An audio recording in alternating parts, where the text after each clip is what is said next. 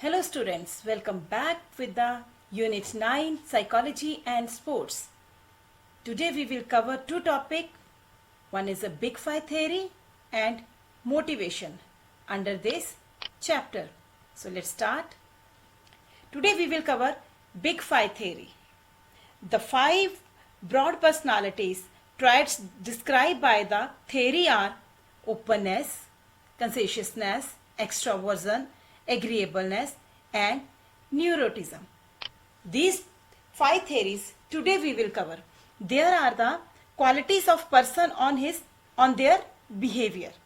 Five nature personalities we will discuss. As every person has different characteristics, means two individuals are not similar to each other. If one person is positive, another one is negative. So we can divide human personality in five traits, human nature in five traits, which we will study in Big Five theory.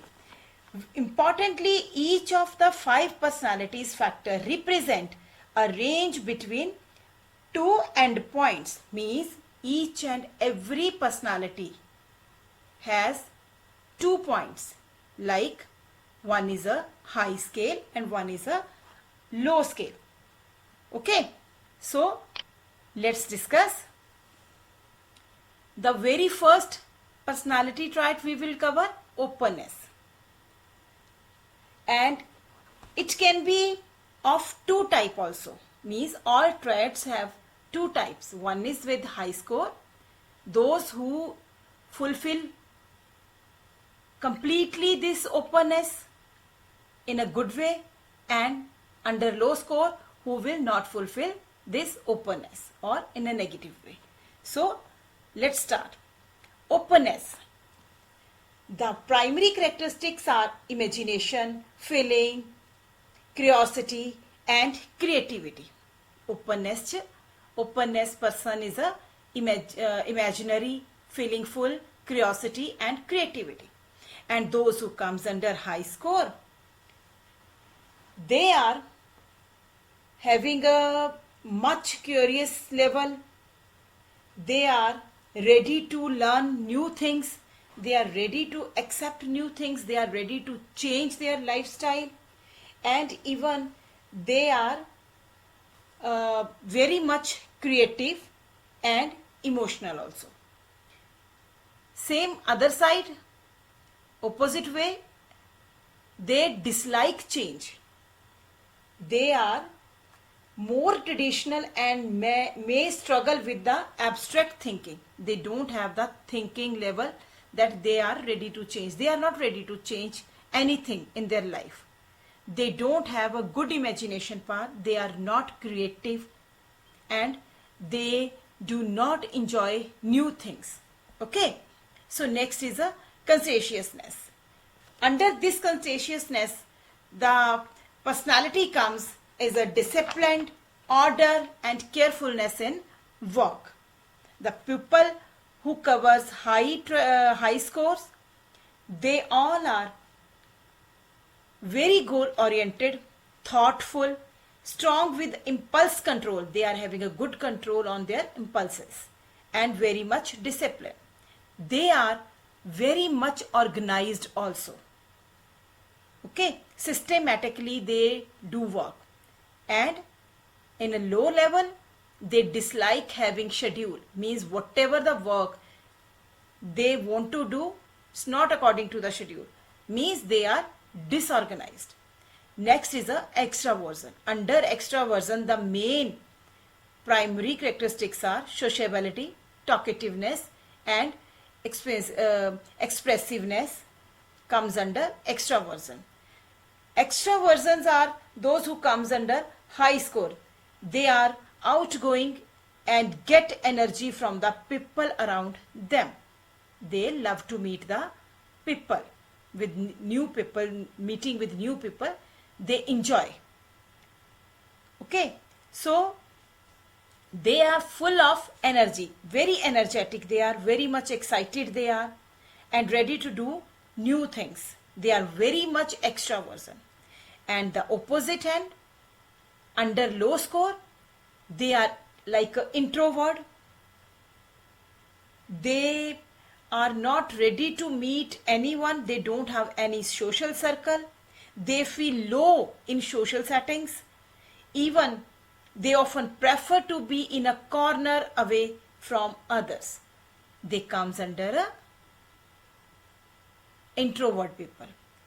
Okay. So next is a agreeableness. Agreeableness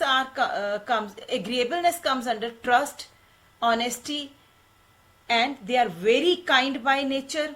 They are very much helpful. Those who comes under high score, they are dependable. They are ready to help others. Very caring they are. They are very cooperative and ready to do work.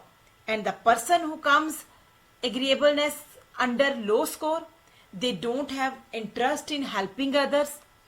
They used to ignore the feelings of other. They are very much self-centered, and they are fine with saying insulting things to others. Means all the time they used to insult others. Okay. So next is a neuroticism. Neuroticism is a kind of psychological disorder also. The personality who comes under neuroticism, they are disordered. So under high score, the primary characteristics are sadness, moodiness, emotional instability. Means they are not emotionally stable. Okay. So those who comes under high score, okay, high score personalities are having a very much mood swings, anxiety, and irritability. They gets worried easily also. And those who comes under low score, they stable emotion. They doesn't worry too much like a high scorer. They relaxed in most situation. Not all the time they used to be worry.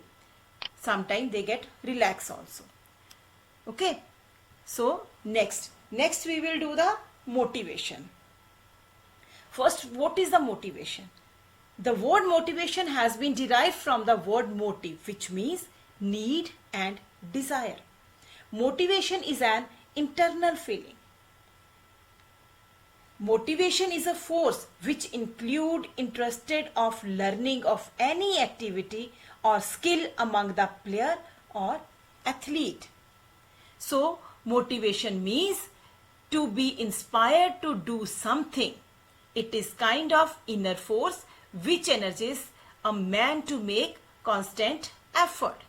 Okay. So we are having few definitions also. Motivation is the general level of arousal to action in an individual.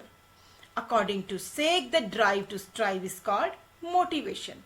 According to Morgan and King, motivation refer to state within a person or animal that drive behavior toward some goal. So we are having two type of motivation here. One is internal motivation and external motivation. Under internal motivation is deciding to do something because you are interested in it. Means whenever you are ready to participate or whenever you want to do something, you will do only if you are initially ready to do. Okay. Means if you are interested to do that thing, only then you will do that. And if you want to enjoy doing this, got it? Your reason are internal. They come from your within. Whatever the work you are doing means it's from your within only. This comes under internal motivation. Got it? Next is a external motivation. External motivation is a opposite of internal motivation. Means deciding to do something because someone told you to do this. Okay. You are not doing this by yourself. Someone has told you to do this. For example, if you want something, you have to do this work, then you will get this thing like this way. This is the external motivation. Doing something because of external factor. such as a needing to achieve a goal or wanting to get reward. Okay, this is called the internal and external motivation. Next we will do motivation techniques in sports. We are having so many techniques. Okay, so there are various ways to motivate a person, but in varies from individual to individual, because all individuals are not equal.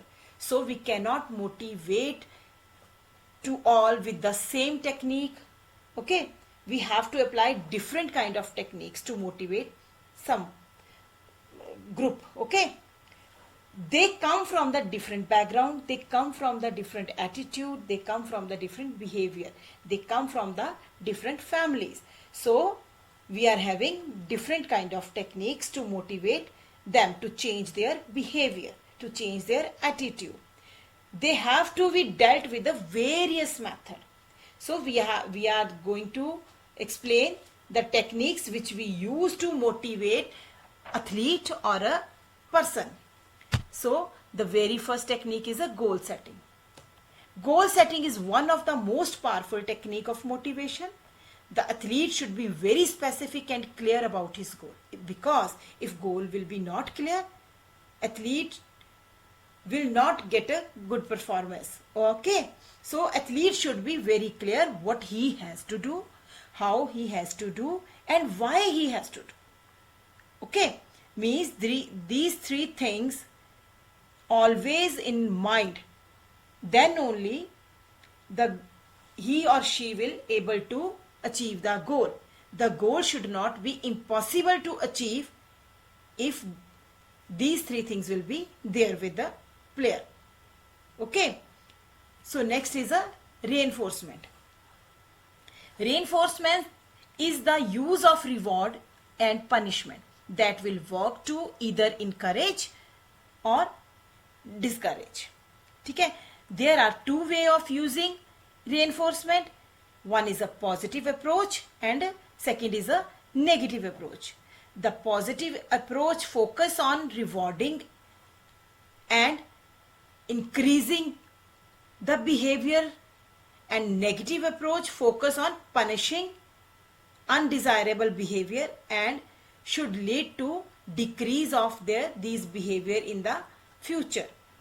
And most of the coaches and instruction combine positive and negative approach. For example, I tell you, if coach will give you reward, incentive, appreciation, then this comes under positive approach.